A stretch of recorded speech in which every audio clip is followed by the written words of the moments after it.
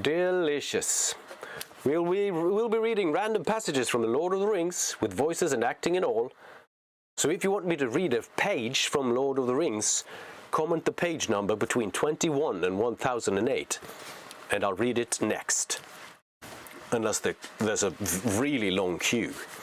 There might be, and there also might not be. I like this.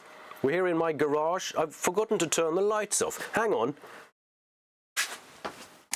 I also have this nice like firelight to get really cozy here. Check this out. I am so professional. You don't even know it. There we go. This is better, isn't it? Much better. Yes. Fantastic. So if you want me to read a page from The Lord of the Rings, comment the page number. There we go. Kan du ta side 332? Yes, I can do page 332. We'll start with that. And if you want me to read something, comment it. 21 to 1008. 332. Oh, I just have to figure out who's talking here. Oh, there's a long song. Who's singing this song? Oh, it's Legolas singing his song. Lucky for me, it's just the last part of the song, so I always like starting with the song. That's like gets me into the action at once.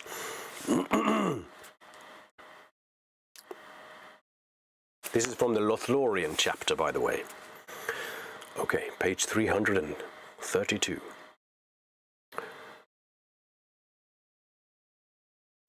But from the west has come no word, and on the hither shore no tidings elven folk have heard of Amroth evermore.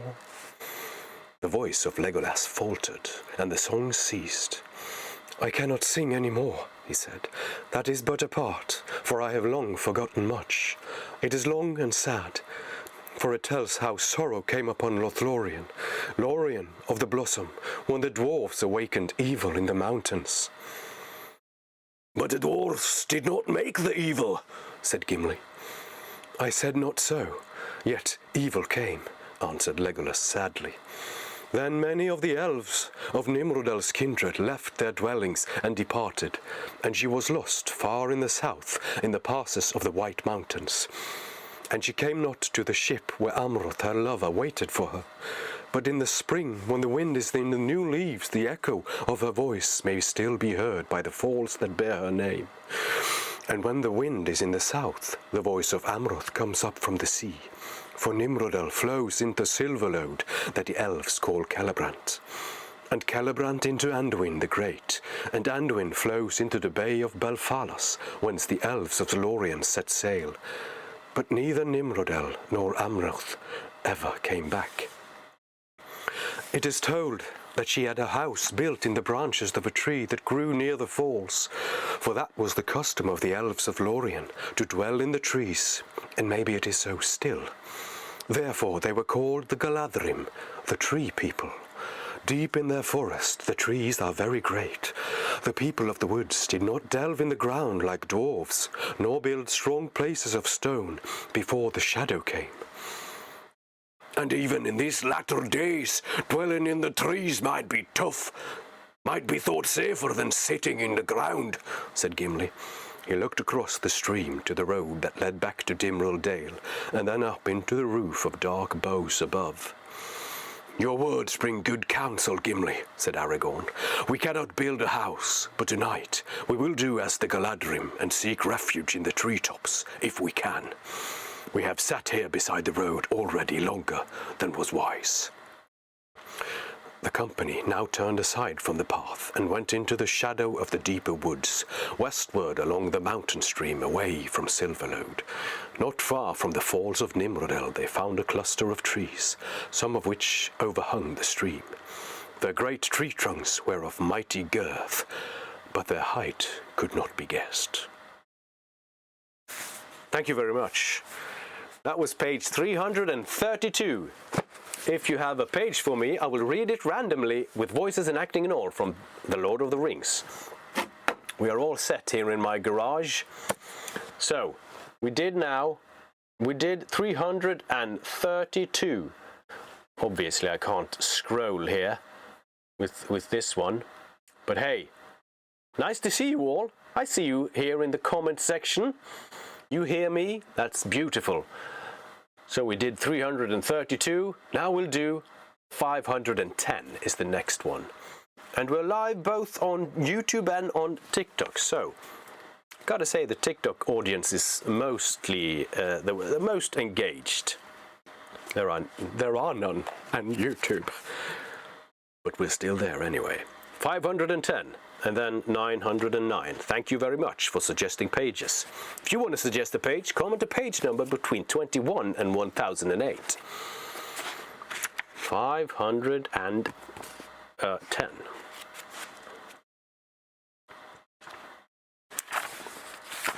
Let's see. This is from the Two Towers book. It is The King of the Golden Hall is the chapter. Hello. Now I'm sorry, that was just me saying hello. So, hello to all new people. We are reading random passages from The Lord of the Rings, now page 510. Now, my guests, come, said Theoden. Come and take such refreshment as haste allows. They passed back into the great house. Already they heard below them in the town the heralds crying and the war horns blowing. For the king was to ride forth as soon as the men of the town and those dwelling near could be armed and assembled. At the king's board sat Eomer and the 4 guests, and there were also waiting upon the king was Lady Eowyn. They ate and drank swiftly. The others were silent, while Theoden questioned Gandalf concerning Saruman. How far back his treachery goes, who can guess, said Gandalf. He was not always evil. Once I do not doubt that he was the friend of Rohan, and even when his heart grew colder, he found you useful still. But for long now he has plotted your ruin, wearing the mask of friendship, until he was ready. In those years, Wormtongue's task was easy, and all that you did was swiftly known in Isengard, for your land was open, and strangers came and went. And ever Wormtongue's whispering was in your ears, poisoning your thought, chilling your heart, weakening your limbs, while others watched and could do nothing, for your will was in his keeping. But when I escaped and warned you, then the mask was torn, for those who could see. After that, Wormtongue played dangerously, always seeking to delay you, to prevent your full strength being gathered. He was crafty, dulling men's weariness or working on their fears, as served the occasion. Do you not remember how eagerly he urged that no man should be spared on a wild goose chase northward, when the immediate peril was westward? He persuaded you to forbid Eomer to pursue the raiding orcs. If Eomer had not defied Wormtongue's voice speaking with your mouth, those orcs would have reached Isengard by now, bearing a great prize. Not indeed that prize which Saruman decides above all else, but at the least 2 members of my company, sharers of a secret hope, of which even to you, Lord, I cannot yet speak openly. Dare you think of what they might now be suffering, or what Saruman might now have learned to our destruction? I owe much to Eomer, said Theoden. Faithful heart may have forward tongue. Say also, said Gandalf, that to crooked eyes truth may wear a wry face. Indeed, my eyes were almost blind, said Theoden. Most of all I owe to you, my guest. Once again you have come in time. I would give you a gift ere we go, at your own choosing. You have only to name aught that is mine. I reserve now only my sword. "Whether I came in time or not is yet to be seen," said Gandalf. "But as for your gift, Lord, I will choose one that will fit my need, swift and sure. Give me Shadowfax. He was only lent before, if loan we may call it, but now I shall ride him into great hazard, setting silver against black. I would not risk anything that is not my own, and already there is a bond of love between us." "You choose well," said Theoden, "and I give him now gladly. Yet it is a great gift. There is none like to Shadowfax. In him one of the mighty steeds of old has returned. None such shall return again. And to you, my other guest, I will offer such things as may be found in my armory. Swords you do not need, but there are helms and coats of mail of cunning work, gifts to my fathers out of Gondor. Choose from these ere we go, and may they serve you well." Gandalf is fun, Theoden is fun. This is an epic page. Very good suggestion. If you want me to read a random passage from The Lord of the Rings, comment a page number between 21 and 1008. We've done 510, we've done 332. Now we're going to do 909. Put it in the chat, you guys. I will 909. Let's go. I'm very glad that you're here joining me in my garage with my little bonfire in the back. Much appreciated. 900, what was it? 909, thank you. Oh, The Land of Shadow is the chapter. 909. Frodo and Sam, I guess. Let's see if Gollum shows up. That'll be interesting. A short way back, the road had bent a little northward, and the stretch that they had passed over was now screened from sight. This proved disastrous. They rested for some minutes and then went on, but they had not taken many steps when suddenly in the stillness of the night they heard the sound that all along they had secretly dreaded, the noise of marching feet. It was still some way behind them, but looking back they could see the twinkle of torches coming round the bend less than a mile away, and they were moving fast, too fast for Frodo to escape by flight along the road ahead. "I feared it, Sam," said Frodo. "We've trusted to luck, and it has failed us. We're trapped." He looked wildly up at the frowning wall, where the road builders of old had cut the rock sheer for many fathoms above their heads. He ran to the other side and looked over the brink into a dark pit of gloom. "We're trapped at last," he said.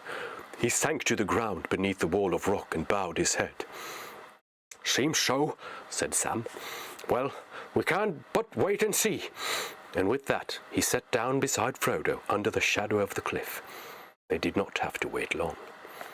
The orcs were going at a great pace. Those in the foremost files bore torches. On they came, red flames in the dark, swiftly growing. Now Sam too bowed his head, hoping that it would hide his face when the torches reached them, and he set their shields before their knees to hide their feet. "If only they are in a hurry, and will let a couple of tired soldiers alone and pass on," he thought. And so it seems that they would. The leading orcs came loping along, panting, holding their heads down. They were a gang of the smaller breeds being driven unwillingly to their Dark Lord's wars. All they cared for was to get the march over and escape the whip. Beside them, running up and down the line, went two of the large, fierce Uruks, cracking lashes and shouting. File after file passed, and the telltale torchlight was already some way ahead. Sam held his breath. Now more than half the line had gone by. Then suddenly one of the slave drivers spied the two figures by the roadside. He flicked a whip at them and yelled, "Oi, you! Get up!" They did not answer, and with a shout he halted the whole company. "Come on, you slugs!" he cried. "There is no time for slouching!" He took a step towards them, and even in the gloom he recognized the devices on their shields.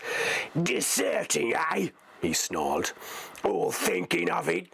All your folk should have been inside Udun before yesterday evening. You know that. Up you get and fall in, or I'll have your numbers and report you. They struggled to their feet, and keeping bent, limping like footsore soldiers, they shuffled back towards the rear of the line. No, not at the rear, the slave driver shouted. 3 files up, and stay there, or you'll know it when I come down the line.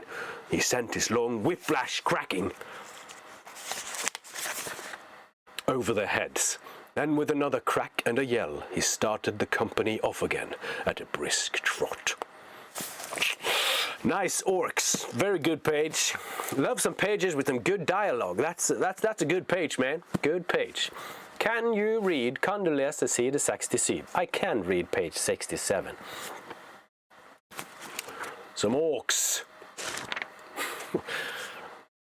I love myself some orcs. Fucks up my voice though. Thank you. Thank you. Kan du läsa sida 67? I will read page 67. I will not say the thing, because I will not. I refuse. I will not say. I will not say it. 67, I will say it in a regular millennial voice. 67. Here we go. If you want me to read a page from The Lord of the Rings, comment the page number between 21 and 1008 if you want me to read it next. This is page 67, one of the most suggested pages ever. I wonder why. The 4 younger hobbits were, however, in high spirits, and the party soon became very cheerful in spite of Gandalf's absence. The dining room was bare, except for a table and chairs, but the food was good, and there was good wine. Frodo's wine had not been included in the sale to the Sackville Bagginses. Whatever happens to the rest of my stuff, when the SBs get their claws on it, at any rate, I have found a good home for this, said Frodo as he drained his glass. It was the last drop of old vineyards. When they had sung many songs and talked of many things they had done together, they toasted Bilbo's birthday, and they drank his health and Frodo's together, according to Frodo's custom. Then they went out for a sniff of air and a glimpse of the stars, and then they went to bed. Frodo's party was over, and Gandalf had not come. The next morning they were busy packing another cart with the remainder of the luggage. Mary took charge of this and drove off with Fatty, that is Fredegar Bolger. "Someone must get there and warm the house before you arrive," said Mary. "Well, see you later, the day after tomorrow, if you don't go to sleep on the way." Folko went home after lunch, but Pippin remained behind. Frodo was restless and anxious, listening in vain for a sound of Gandalf. He decided to wait until nightfall. After that, if Gandalf wanted him urgently, he would go to Crickhollow, and might even get there first. For Frodo was going on foot. His plan, for pleasure and a last look at the Shire as much as any other reason, was to walk from Hobbiton to Buckleberry Ferry, taking it fairly easy. "I shall get myself into a bit of a training too," he said, looking at himself in a dusty mirror in the half-empty hall. He had not done any strenuous walking for a long time, and the reflection looked rather flabby, he thought. After lunch, the Sackville Bagginses, Lobelia and her sandy-haired son, Lotho, turned up, much to Frodo's annoyance. "Ah, at last," said Lobelia, as she stepped inside. It was not polite, nor strictly true, for the sale of Bag End did not take effect until midnight, but Lobelia can perhaps be forgiven. She had been obliged to wait about 77 years longer for Bag End than she had hoped, and she was now 100 years old. Anyway, she had come to see that nothing she had paid for had been carried off, and she wanted the keys. It took a long while to satisfy her, as she had brought a complete inventory with her and went right through it. In the end, she departed with Lotho and the spare key, and the promise that the other key would be left at the Gamgees in Bagshot Row. There we go. That was page 67. Now you've had it. Let it go. All right. I need some water. Thank you all for being here. I enjoy reading random passages from The Lord of the Rings here with you. Nice camera, what is it? It is a Nikon Z6 II. And I also like it. Makes for a cinematic scene here in my garage. Next page. What page? This was page 67. So we did that. We've done that. Kan du läsa 666? Kan du läsa monteringsanvisningen till Yale Doorman? That's a callback. Can you read the manual to Yale Doorman? I once made a video for Yale Doorman. So I gotta say, you've been here a long time, Roy Petter. Appreciate it. What was it? 67. We did 67. Now we're gonna do 1007. Did that yesterday as well. I'm here all week in the evenings. Whoop. Let's see. 1007, and we are live both on YouTube and on TikTok. Because I am a master of technology and I can do two things at the same time. Page 1007 and then 963. 1007. Oh, it's the sad one when they board the boat in the very end. Spoiler alert. Get your tears ready if you remember this. As they came to the gates of... Sorry, I'll start that again. As they came to the gates, Círdan the shipwright came forth to greet them. Very tall he was, and his beard was long, and he was grey and old, save that his eyes were keen as stars. And he looked at them and bowed and said, "All is now ready." Then Círdan led them to the havens, and there was a white ship lying, and upon the quay beside a great horse stood a figure robed all in white awaiting them. As he turned and came towards them, Frodo saw that Gandalf now wore openly on his hand the third ring, Narya the Great, and the stone upon it was red as fire. Then those who were to go were glad. For they knew that Gandalf also would take ship with them. But Sam was now sorrowful at heart, and it seemed to him that if the parting would be bitter, more grievous still would be the long road home alone. But even as they stood there, and the elves were going aboard, and all was being made ready to depart, up rode Merry and Pippin in great haste. And amid his tears, Pippin laughed. "You tried to give us the slip once before and failed, Frodo," he said. "This time you've nearly succeeded, but you have failed again. It was not Sam, though, that gave you away this time, but Gandalf himself." "Yes." "Yes, oh, sorry, that was Gandalf." "Yes," said Gandalf, "for it will be better to ride back three together than one alone. Well, here at last, dear friends, on the shores of the sea comes the end of our fellowship in Middle-earth. Go in peace. I will not say, do not weep, for not all tears are an evil." Then Frodo kissed Merry and Pippin, and last of all Sam, and went aboard.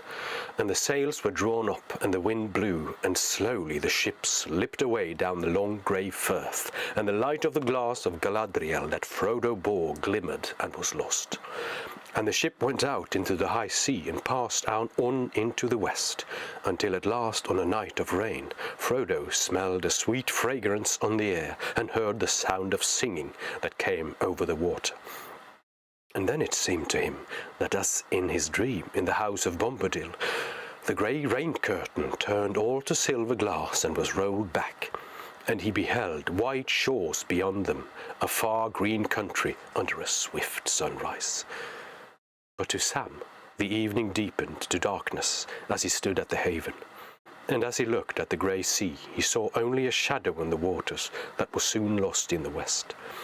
There still he stood far into the night, hearing only the sigh and murmur of the waves on the shores of Middle-earth, and the sound of them sank deep into his heart. Beside him stood Merry and Pippin, and they were silent. Oh, a sad page. It is the second to last page Whew. Thank you for the roses, Dominic. That's a lot of roses, man. Thank you. Appreciate it.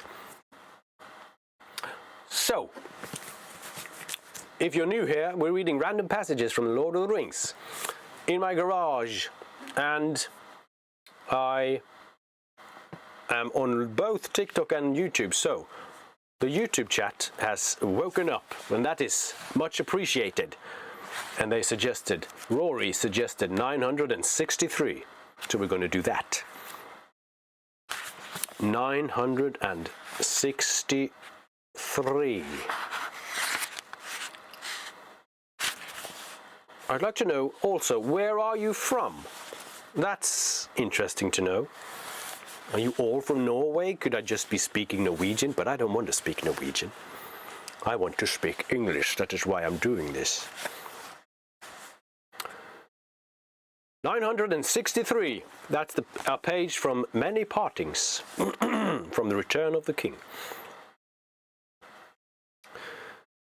Here now for 7 days they tarried, for the time was at hand for another parting, which they were loth to make. Soon Celeborn and Galadriel and their folk would turn eastward, and so pass by the Redhorn Gate and down the Dimbril Stair to the Silverlode and to their own country. They had journeyed thus far by the west ways, for they had much to speak of with Elrond and with Gandalf, and here they lingered still in converse with their friends. Often long after the hobbits were wrapped in sleep, they would sit together under the stars, recalling the ages that were gone and all their joys and labours in the world, or holding counsel concerning the days to come. If any wanderer had chanced to pass, little would he have seen or heard, and it would have seemed to him only that he saw grey figures carved in stone, memorials of forgotten things now lost in unpeopled lands.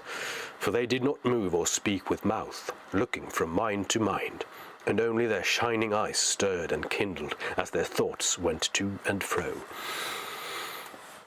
But at length all was said, and they parted again for a while, until it was time for the 3 rings to pass away. Quickly fading into the stones and the shadows, the grey-cloaked people of Lorien rode towards the mountains, and those who were going to Rivendell sat on the hill and watched, until there came, out of the gathering mist, a flash, and then they saw no more. Frodo knew that Galadriel had held aloft her ring in token of farewell. Sam turned away and sighed. "I wish I was going back to Lorien." At last, one evening, they came over the high moors, suddenly, as to travellers it always seemed, to the brink of the deep valley of Rivendell, and saw far below the lamps shining in Elrond's house. And they went down and crossed the bridge and came to the doors, and all the house was filled with light and song for joy at Elrond's homecoming. First of all, before they had eaten or washed or even shed their cloaks, the hobbits went in search for Bilbo. They found him all alone in his little room. It was littered with papers and pens and pencils, but Bilbo was sitting in a chair before a small bright fire. He looked very old, but peaceful and sleepy. He opened his eyes and looked up as they came in. "Hello, hello," he said. "So you've come back? And tomorrow's my birthday too. How clever of you. Do you know, I shall be 129, and in 1 year more, if I am spared, I shall equal the old Took. I should like to beat him, but we shall see." So they meet Bilbo again at the end in Rivendell. Thank you for that page. That was a nice one, a cozy one. If you want me to read a page from The Lord of the Rings, comment a page number between 21 and 1008 in the chat. Yeah, chat. Any more? Let's see. 67. We did 67. We did 1007. We did 963. We've got 54. And on YouTube's, I'm looking for a page where Theoden speaks to his people again after Gandalf lifted Sauron's power. Theoden is looking for a sword that he can hold. Do you by any chance remember the page? I don't remember the page. But we had one. We had one where Theoden and Gandalf was talking. It was probably just a few pages before that is where you want to. Is it so good? Is my camera so good that you're getting uncomfortable? I'm sorry. I'm sorry the camera is so good. I hope you'll feel better. Is there anything I can do to amend this? Let's read another page. 54 has been suggested by Oh Shit. Now that's a name for someone. I don't know. 54. 54. If you want me to read a page, comment a page number between 21 and 1008. 54. The Shadow of the Past. 54. Who's talking here? So, let's see. Ah, it's Gandalf. I love doing Gandalf. Thank you for that wonderful page. But that, of course, would only make the evil part of him angrier in the end, unless it could be conquered, unless it could be cured, Gandalf said. Alas, there is little hope of that for him. Yet not no hope, no. Not though he possessed the ring so long, almost as far back as he can remember, for it was long since he had worn it much. In the black darkness it was seldom needed. Certainly he had never faded. He is thin and tough still, but the thing was eating up his mind, of course, and the torment had become almost unbearable. All the great secrets under the mountains had turned out to be just empty night. There was nothing more to find out, nothing worth doing, only nasty furtive eating and resentful remembering. He was altogether wretched. He hated the dark, and he hated the light more. He hated everything, and the ring most of all. What do you mean? Said Frodo. Surely the ring was his precious and the only thing he cared for. But if he hated it, why didn't he get rid of it, or go away and leave it? You ought to begin to understand, Frodo, after all that you've heard, said Gandalf. He hated it and loved it, as he hated and loved himself. He could not get rid of it. He had no will left in the matter. The Ring of Power looks after itself, Frodo. It may slip off treacherously, but its keeper never abandons it. At most, he plays with the idea of handing it in to someone else's care, and that only at an early stage, when it first begins to grip. But as far as I know, Bilbo alone in history has ever gone beyond playing and really done it. He needed all my help too, and even so, he would never have just forsaken it or cast it aside. It was not Gollum, Frodo, but the ring itself that decided things. The ring left him. What? Just in time to meet Bilbo, said Frodo. Wouldn't an orc have suited it better?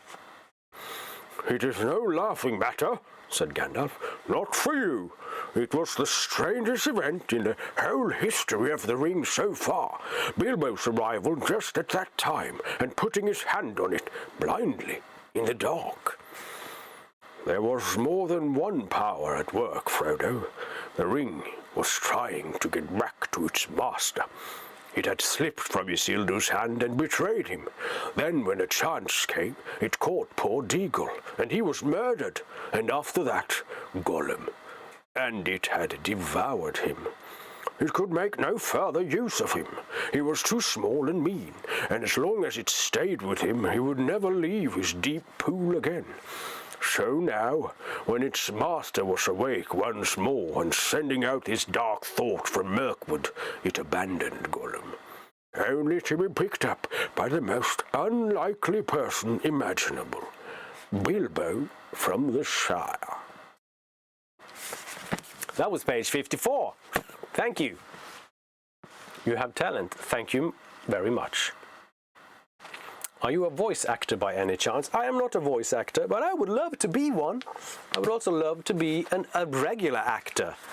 That is why I'm doing this. I don't have anything to act in at the moment, so that's why I'm doing these randomly read passages from the Lord of the Rings. All by myself, but with you guys, of course.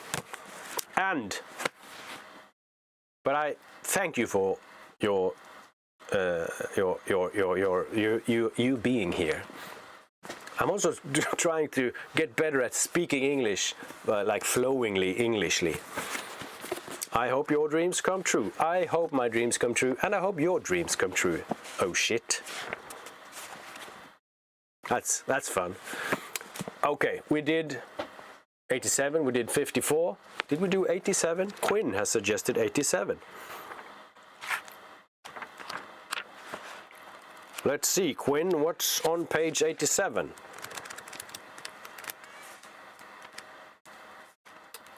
Pretty early in the book. Maybe it's Tom Bombadil. Oh no, it's not. 87. What is my native language? I'm Norwegian. I'm from Norway. I do read the YouTube chat, I do. And I'll try to find the page, and we'll do 28 next. But first, 87.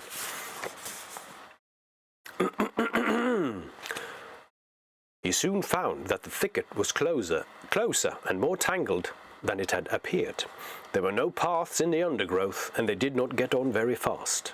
When they had struggled to the bottom of the bank, they found a stream running down from the hills behind in a deeply dug bed, with steep, slippery sides overhung with brambles. Most inconveniently, it cut across the line they had chosen. They could not jump over it, nor indeed get across it at all without getting wet, scratched and muddy. They halted, wondering what to do. "Fart check," said Pippin, smiling grimly. Sam Gamgee looked back. Through an opening in the trees he caught a glimpse of the top of the green bank from which they had climbed down. "Look," he said, clutching Frodo by the arm. They all looked, and on the edge high above them they saw against the sky a horse standing. Beside it stooped a black figure. They at once gave up any idea of going back. Frodo led the way and plunged quickly into the thick bushes beside the stream. "Whew!" he said to Pippin. "We were both right. The shortcut has gone crooked already, but we got under cover only just in time. You've got sharp ears, Sam. Can you hear anything coming?" They stood still, almost holding their breath as they listened, but there was no sound of pursuit. "I don't fancy he would try bringing his horse down back that bank," said Sam, "but I guess he knows we came down it. We had better be going on." Going on was not altogether easy. They had packs to carry, and the bushes and brambles were reluctant to let them through. They were cut off from the wind by the ridge behind, and the air was still and stuffy. When they forced their way at last into more open ground, they were hot and tired and very scratched. And they were also no longer certain of the direction in which they were going. The banks of the stream sank as it reached the levels and became broader and shallower, wandering off towards the Marish and the river. "Why, this is the Stuck Brook," said Pippin.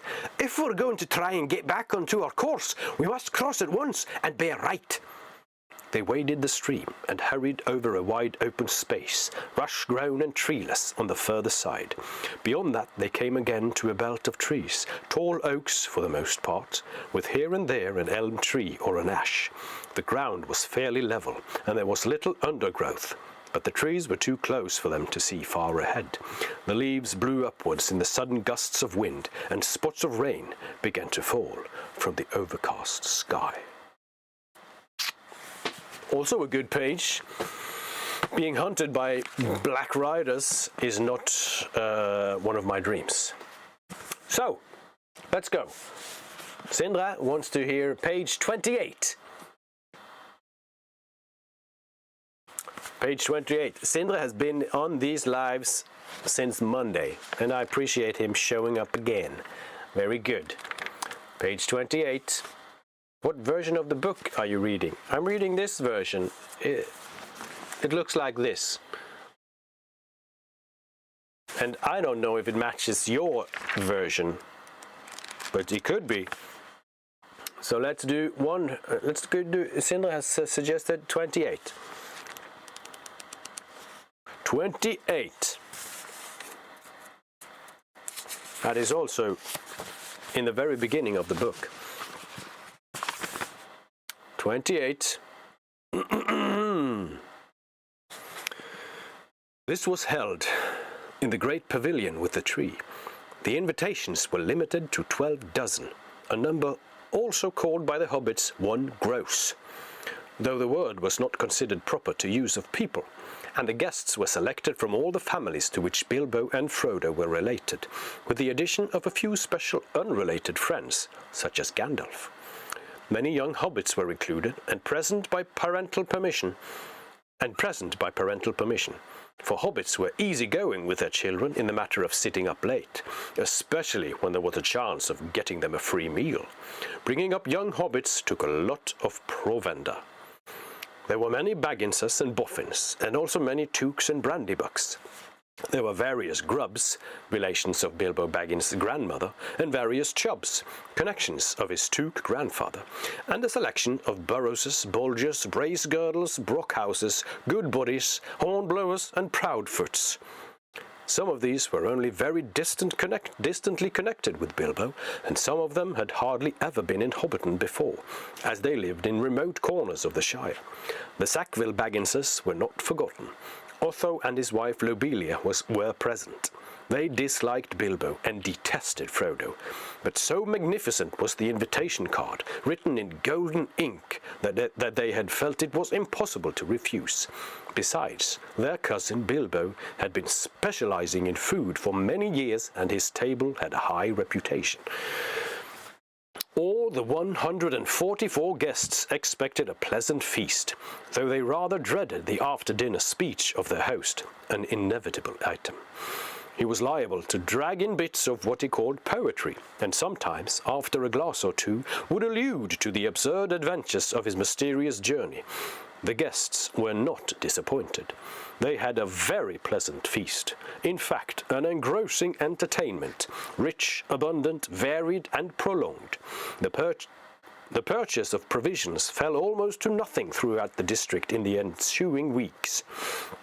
But as Bilbo's catering had depleted the stocks of most stores, cellars, and warehouses for miles around, that did not matter much.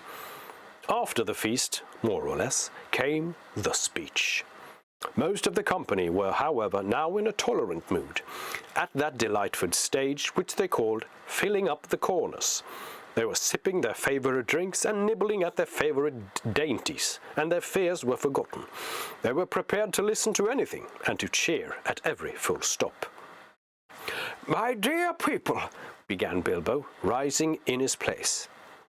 "Hear, hear, hear!" they shouted, and kept on repeating it in chorus, seeming reluctant to follow their own advice.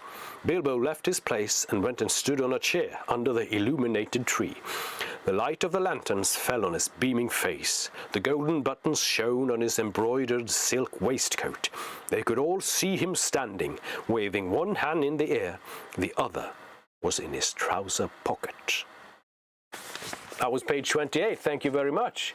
If you want me to read a page from The Lord of the Rings, comment the page number between 21 and 1008. I just have to have a drink of water.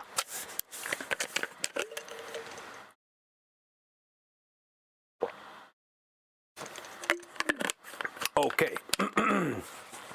Let's do another page. How long have we been doing this for? 45 minutes. That is, I will not be doing this longer than an hour. But I will be doing this tomorrow. Same time, same place. So if you want to catch me again, show up tomorrow. Let's see. Just checking the chat. Yeah, let's go. I've got 832. 832. Okay. Let's read page 832 from The Lord of the Rings, with voices and acting and all. Yes, 832. 832. 832. Come on. It's the very start of the chapter, the pyre of Denethor, where Denethor is supposedly trying to burn his own son. Spoiler alert! But it's 25 years since the movies came out, so if you haven't seen it, I'm sorry. Chapter The Pyre of Denethor. This is page 832. When the dark shadow at the gate withdrew, Gandalf still sat motionless. But Pippin rose to his feet, as if a great weight had been lifted from him, and he stood listening to the horns, and it seemed to him that they would break his heart with joy. And never in after years could he hear a horn blown in the distance without tears starting in his eyes. But now suddenly his errand returned to his memory, and he ran forward. At that moment, Gandalf stirred and spoke to Shadowfax, and was about to ride through the gate. "Gandalf! Gandalf!" cried Pippin, and Shadowfax halted. "What are you doing here?" said Gandalf. "Is it not a law in the city that those who bear the black and silver must stay in the citadel unless their lords give them leave?" "He has," said Pippin. "He sent me away, but I'm frightened. Something terrible might happen up there. The Lord is out of his mind, I think. I am afraid he will kill himself and kill Faramir too. Can't you do something?" Gandalf looked through the gaping gate, and already on the fields he heard the gathering sound of battle. He clenched his hand. "I must go," he said. "The Black Rider is abroad, and he will yet bring ruin to us. I have no time." "But Faramir!" cried Pippin. "He is not dead, and they will burn him alive if someone does not stop them." "Burn him alive?" said Gandalf. "What is this tale? Be quick!" "Denethor has gone to the tombs," said Pippin, "and he has taken Faramir, and he says we are all to burn, and he will not wait. And they are to make a pyre and burn him on it, and Faramir as well. And he has sent me, and he has sent men to fetch wood and oil. And I have told Beregond, but I'm afraid he won't dare to leave his post. He's on guard, and what can he do anyway?" So Pippin poured out his tale, reaching up and touching Gandalf's knee with trembling hands. "Can't you save Faramir?" "Maybe I can," said Gandalf. "But if I do, then others will die, I fear. Well, I must come, since no other help can reach him. But evil and sorrow will come of this. Even in the heart of our stronghold, the enemy has power to strike us, for his will it is that is at work." Then, having made up his mind, he acted swiftly, and catching up Pippin and setting him before him, he turned Shadowfax with a word. Up the climbing street of Minas Tirith they clattered, while the noise of war rose behind them. Everywhere men were rising from their despair and dread, seizing their weapons, crying one to another, "Rohan has come!" Captains were shouting, companies were mustering, many already were marching down to the gate. They met the Prince Imrahil, and he called to them, "Whither now, Mithrandir? The Rohirrim are fighting on the fields of Gondor. We must gather all the strength that we can find." "You will need every man and more," said Gandalf. "Make all haste. I will come when I can, but I have an errand to the Lord Denethor that will not wait. Take the command in the Lord's absence." Switching between Gandalf and Pippin is strenuous, as Frodo called his walking. Okay, thank you. Great page. 832. Let's see. Any more pages have been suggested here? Yes, let's see. 838. That's like just right around the corner from 832. Oh, these pages are really thin. 838. And then we'll do 501 after that. 838.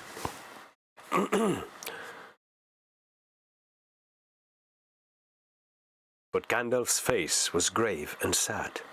And bidding Beregond and Pippin to take Faramir into the House of Healing, he went up onto the walls nearby. And there, like a figure carven in white, he stood in the new sun and looked out. And he beheld with the sight that was given to him all that had befallen. And when Eomer rode out from the forefront of his battle and stood beside those who lay upon the field, he sighed, and he cast his cloak about him again, and went from the walls. And Beregond and Pippin found him standing in thought before the door of the houses when they came out. They looked at him, and for a while he was silent. At last he spoke. "My friends," he said, "and all you people of this city and of the western lands, things of great sorrow and renown have come to pass. Shall we weep or be glad? Beyond hope, the captain of our foes has been destroyed, and you have heard the echo of his last despair. But he has not gone without woe and bitter loss, and that I might have averted, and that I might have averted but for the madness of Denethor. So long has the reach of our enemy become. Alas, but now I perceive how his will was able to enter into the very heart of the city. Though the stewards deemed that it was a secret kept only by themselves, long ago I guessed that here in the White Tower, one at least of the 7 seeing stones was preserved. In the days of his wisdom, Denethor would not presume to use it to challenge Sauron, knowing the limits of his own strength. But his wisdom failed, and I fear that as the peril of his realm grew, he looked into the stone and was deceived. Far too often, I guess, since Boromir departed. He was too great and to be subdued to the will of the Dark Power. He saw, nonetheless, only those things which that power permitted him to see. The knowledge which he obtained was, doubtless, often to service to him, yet the vision of the great might of Mordor that was shown to him fed the despair of his heart until it overthrew his mind. "Now I understand what seemed so strange to me," said Pippin, shuddering at his memories as he spoke. "The Lord went away from the room where Faramir lay, and it was only when he returned that I first thought he was changed, old and broken." It was in the very hour that Faramir was brought to the... Oh, that was not Gandalf. "It was in the very hour that Faramir was brought to the tower that many of us saw a strange light in the topmost chamber," said Beregond. "But we have seen that light before, and it has long been rumoured in the city that the Lord would at times wrestle in thought with his enemy." "Alas, then I have guessed rightly," said Gandalf. "Thus the will of Sauron entered into Minas Tirith, and thus I have been delayed here, and here I shall still be forced to remain, for I shall soon have other charges, not Faramir only." Shoop! Good page, Shoop. 8:38. Thank you very much. You want to hear all from 8:30 to 8:36, to be honest. That'll be a whole live in itself, and I can't do that today. I'm sorry. But this is not the last live I will be doing. I have been going live every day this week, and I will be going live tomorrow and on Sunday, doing the same thing. So if you want, follow me on social media and get hooked up, as we say. So 8:38, we did 8:38. Thank you very much. And we did 501 is from the TikTok chat. TikTok chat. That's funny. What? Did I disconnect? Hang on. I seem to have done something. Are we live again? Yes, we are live again. I'm sorry about that.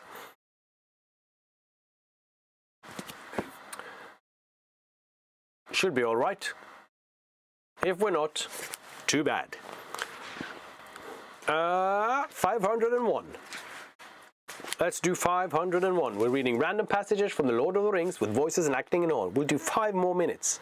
This is 5. And maybe that'll be this page. 501. Hello everyone. I appreciate everyone being here. It warms my heart to see all of you. I can't see you, but I can see like numbers and stuff, you know. That's how I picture you. Numbers. So, page 501. That's what we'll do.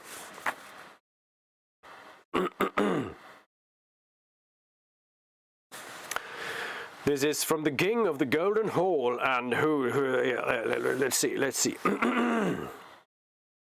They saw now that the pillars were richly carved, gleaming dully with gold and half-seen colours. Many woven cloths were hung up on the walls, and over their wide spaces marched figures of ancient legend, some dim with years, some darkling in the shade.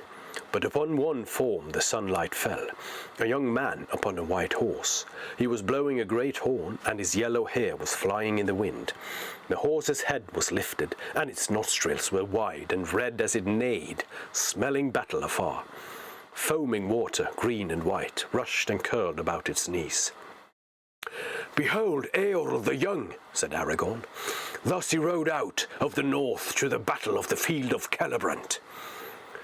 Now the four companions went forward, past the clear wood fire burning upon the long hearth in the midst of the hall. Then they halted. At the far end of the house, beyond the hearth and facing north towards the doors, was a dais with 3 steps, and in the middle of the dais was a great gilded chair.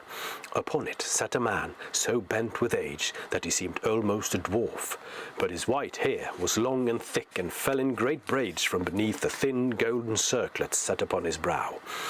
In the centre, upon his forehead, shone a single white diamond. His beard was laid like snow upon his knees, but his eyes still burned with a bright light, glinting as he gazed at the strangers. Behind his chair stood a woman clad in white. At his feet, upon the steps, sat a wizened figure of a man, with a pale, wise face and heavy-lidded eyes. There was a silence. The old man did not move in his chair.